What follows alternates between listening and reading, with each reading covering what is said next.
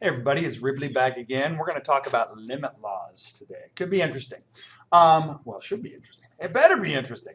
I wrote down the limit laws right here so that you wouldn't have to sit there and look at me or listen to me write them down as we went over them. So there are 10 limit laws. Some you'll see with 11 because I combined a couple limit laws in here. But there's an overarching theme in all of limits, okay? And the overarching theme, I'm going to write it in red lest we forget. The overarching theme is plug it in. Always. Just plug it in. All right? We've got these limit laws because we need a robust discussion of how limits work. And in your projects, potentially, you might be dealing with something like the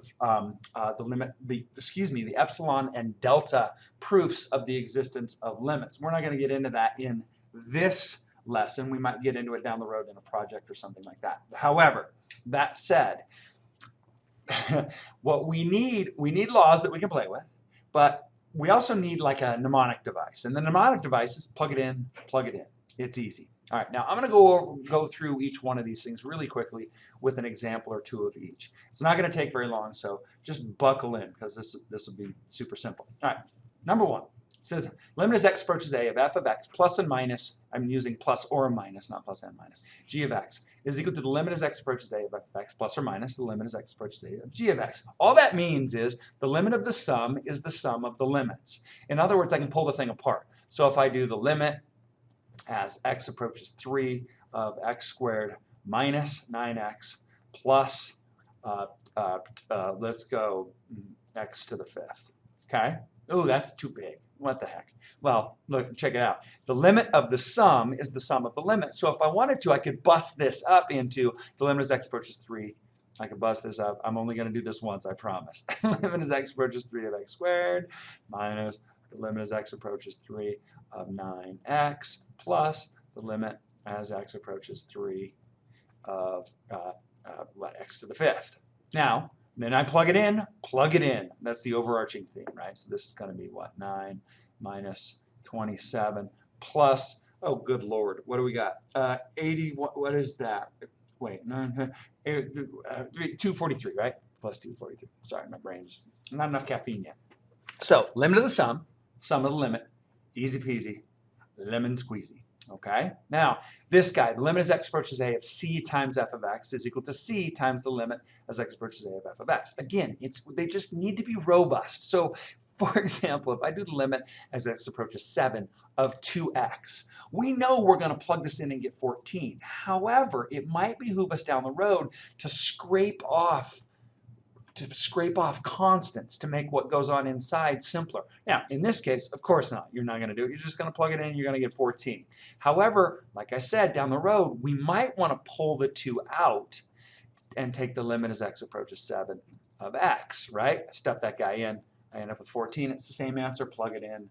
All right? So, likewise. Well, actually, I'm going to come back to these two because otherwise they get kind of boring, and you'll see why in just, well, let's talk about number 4 first.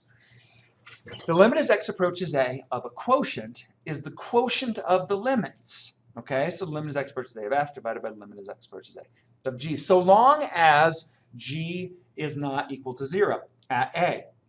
Now, I wrote else try to do algebra. So let me explain this guy really quickly to you. So if I take the limit as x, you know what, I'm going to come back into this one here in a second. The limit as x approaches 2 of, let's go x squared minus 4 over x minus 2. Okay, well, plug it in, and what do I end up with? Ah, crud. I end up with 0 over 0. Shad face. All right, so, well, does that mean that I'm screwed? Does that mean I can't go any further? Well, let's do a little algebra. This is begging to be factored, right? If this is the limit, this turns into the limit as x approaches 2 of x plus 2 times x minus 2. And look at that. The trouble just disappeared, didn't it? And this thing turns into the limit as x approaches 2 of x plus 2, which is 4. Now, let me explain graphically what happens here. I want to make sure you get it. Algebraic cancellation produces wholes. Now, that's a little tricky. There's a saying in mathematics, because we're so funny, is that students don't know the difference between their asymptotes and a hole in the graph. And that's true. Because what happened is you may have looked at this thing and said, okay, this thing has a vertical asymptote at x minus 2 per our Algebra 2 training. But there's a problem. When I cancel these algebraically, what I am left with is just this guy. And we know what that looks like, right? That looks like this. However, because of this algebraic cancellation at 2, what we have is a hole punched into the graph. Clearly, this function, no matter what you think of it, cannot exist at x equals 2 because x equals 2, or x minus 2 is in the denominator. That algebra, so we either have to have an asymptote or we have to have a hole. The algebraic cancellation produced the hole. Okay? All right, let me go back to this guy really quickly. I just like those. So be careful with holes. Every time you start canceling out factors, think to yourself, oh, I just punched a hole in the graph. All right? There's a place in the function where the function is not defined, which can be kind of confusing because of what we learned in our algebraic studies, but you'll get lots of practice. All right, so this guy, if I take the limit as x approaches 2 of x minus 3 times x plus 4, right? And I plug in 2. Well, plug it in, plug it in. However, this thing says that I can pull it apart and do the limit. I know I promised I'd only do it once, but I like. As x approaches 2 of x minus 3 times the limit as x approaches 2 of x plus 4. That's supposed to be an x. I don't know what happened there, right? Times. All right. However, plugging in, getting that in our brains, it takes care of all this other limit law garbage that we have to deal with.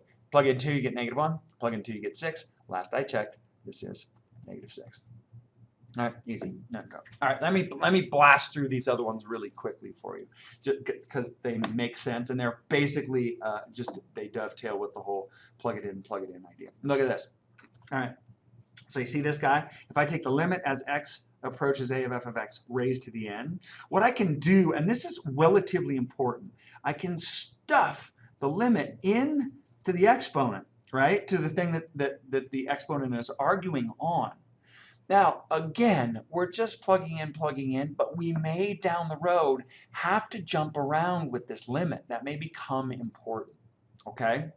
All right, so this should be relatively obvious what happens. I'm not going to do an example for you because you don't really need it.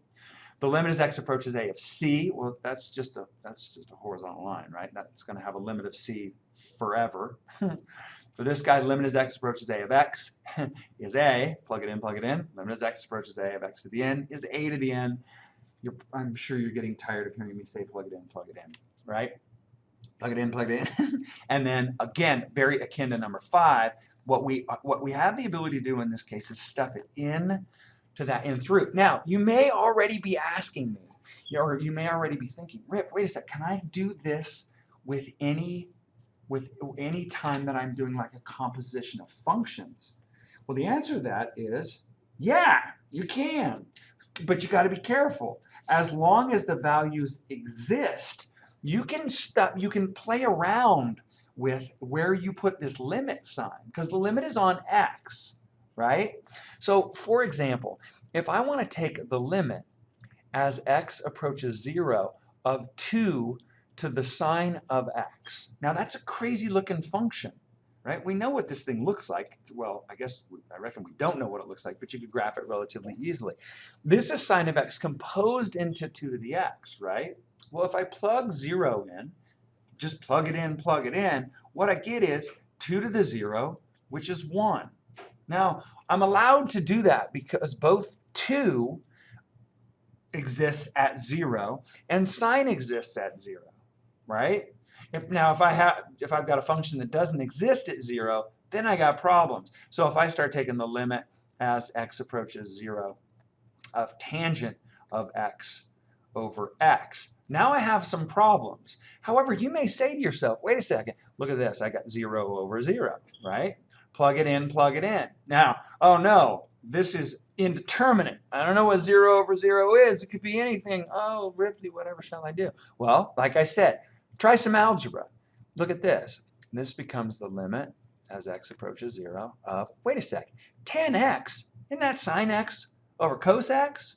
So can't I do sine of x over cos of x the whole thing over x, right? So I could stick a little x right there. And this becomes the limit as x approaches 0. I'm just going to do some algebra and use this multiplication fact right here and call this the limit as x approaches 0 of sine of x over x times the limit as x approaches 0 of 1 over cosine of x. You see what I did? I just pulled that thing apart using the multiplication rule, and then I know that I just used an identity for tangent. Well, look at what this is. Limit as x approaches 0 of sine x over x, we know is 1. Limit as x approaches 0 of 1 over cos x, we know is 1, right? Because cosine of 0 is 1. Ta-da! Isn't that pretty? All right. Now, what I should have done, this, I don't know how I got off on this little tangent, but it's still a really instructive problem. Where I get into trouble is like here. If I do the limit as x approaches 0 of sine of 1 over x, now I'm in trouble. I'm composing something into sine. Now, sine exists at 0, but 1 over x doesn't exist at 0, so I'm composing an indeterminate value into a function whose domain is all real numbers. So now I'm in trouble, all right? And the answer to that is that this limit can't exist, right? Or can it? Oh, down the road, maybe we'll play with that just a little bit. Okay, anyway, doesn't matter. You're gonna have to come up with that on your own, which is, it gets fun, especially if I like stuff a little x onto there. All right, enough about the limit laws. There's a theorem that I want to talk to you guys about that's super, super intuitive, and we get to use it a bunch down the road, okay? All right, this is called the squeeze theorem. Sometimes you'll hear this referred to as the sandwich theorem. The squeeze, whoa, that looks like too many E's, doesn't it? The squeeze theorem. It really does look like too many E's. Sorry. Okay, the squeeze theorem is pretty simple. It simply says suppose, now that's my little mathematical shorthand lazy man notation for suppose, all right, because I'm lazy. Suppose that f of x is less than or equal to g of x is less than or equal to h of x for every x, all right? This upside down, capital A, is a for every. Again, these are going to pop up again. That's what that means. For every. It's good to know some of that notation, because then when you see this in mathematical text or in somebody else's writing, you're not like, oh my God, it's an entirely different language. Well, it kind of is, but let's not get too crazy. All right, I'm going to keep this. In some of your texts, it's going to say that it's going to be for every x arbitrarily close to A, but don't worry about that. I'm just going to show this to you graphically. All right, so let's see. F of x is the wein. So here we go. Let's make this guy f of x. All right, g of x is the one wedged between. It's the sweet spot. Okay, there's g of x. And then here comes h of x. I don't know, I'm feeling avocado-y. Oh, that's not really a function, is it? Oh, that's all right. Ignore the fact that may fail the vertical line test. I don't think it does, though. I think we're in good shape. Okay? So, so here's what I got going on. I got g wedged between f and h. Now, you may be going like, Rip, what's going on over here? Well, let me show you what's going on over here. I'm going to let this be x equals a. Now look at it. The limit as x approaches a of f of x, let's call this, we're going to call that value right there, L. Limit as x approaches a of f of x appears to be what? Well, appears to be L. Well, do you agree that it also appears, I mean, clearly I drew a little gap in there just so we could see what was going on, but the limit as x approaches a of h of x seems also to be L. Now, the intuitive response to this is, well, duh, Ripley, the way that you drew it, G is always wedged between H and F, and since H and F head for L at A, G must also head for L at A, and that is exactly correct. This implies, if this is true and this is true, this implies that the limit as x approaches a of g of x is equal to L as well. It has to be. Now, let's be really careful here, because we use the squeeze theorem not so much to show existences of limits, but in proofs where we need to show the existence of limits. All right? So when you're looking at a graph, You're like, duh, look, I can look at it. They're all heading for L. Toot, toot. But down the road, we're going to be doing a bunch of limits where you can't see graphs. And if you got yourself a squeeze theorem, you can actually save yourself some time when you're trying to prove that the limit exists. Now, I realize you're probably thinking to yourself, Ripley, what? Huh? What? I don't understand why we're having to go through this. Well, as we get deeper into the calculus and we need to use limits to prove things, which from now on, limits are going to be ubiquitous in the calculus, okay? They're going to show up everywhere. When we need limits, sometimes we have to prove the existence of a limit in very clever ways. And what Squeeze Theorem does is it gives us a relatively powerful little weapon in our arsenal, okay? All right, that's all there is for limit laws today. Again, at the end of the day, plug it in and see what happens. Sometimes all hell's going to break loose, and you got to do some algebra, you got to use some trig, or you got to just say, hey, the limit doesn't exist. All right? But at the end of the day, this is the starting point.